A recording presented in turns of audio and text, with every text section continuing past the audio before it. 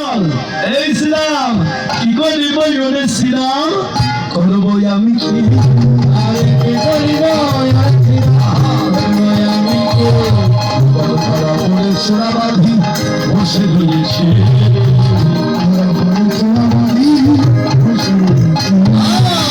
ধরা পড়ে বসে আছে আমি কি ধরা পড়ে বসে আছি ওই ধরা দেবীর কাছে আমি ধরা পড়ে বসে আছি বাৎসল্য ওই ধরার কাছে ধরা পড়ে বসে আছে ধরা দেবীকে ধরা পড়েছিস মানে হরিবল বললেন আপন ভজন কথা না কহিও যথা কথা। সবাইকে সব কথা বলা যায়?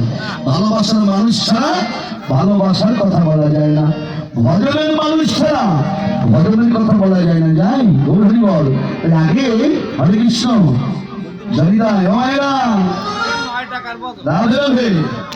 হরে কৃষ্ণ বলছে ভজন যদি পবিত্র রাখতে চাও রাধে রাধে, ভজন যত হয় গুপ্ত তত হয় পোক্ত। গৌর হরিবল হরে কৃষ্ণ তত পোক্ত হয়, এটা গোপনে ভজন হবে ততই কিন্তু পোক্ত হয়।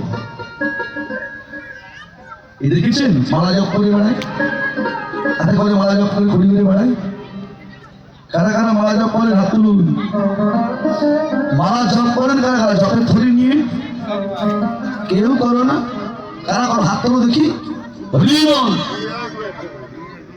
যারা জপ করেন মালা জপের থলি নিয়ে, এই দেখেছেন অনেক সময় রাস্তা দিয়ে হাঁটছে পায়ে জুতো আছে, মালা জপের থলি নিয়ে নাম করতে করতে যাচ্ছে। কিংবা লাভ হবে? হবে না। হরে কৃষ্ণ জয় কিংবা লাভ হবে না গো।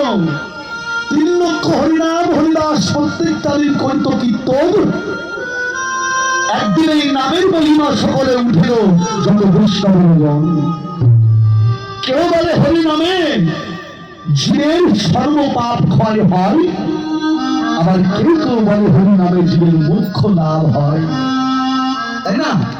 কেউ কেউ বলছে বিচার করে বলছে হরিনাম করলে জীবের পাপ ক্ষয় হয়, আবার কেউ কেউ বলছে হরিনাম করলে জীবের মোক্ষ প্রাপ্তি হয়।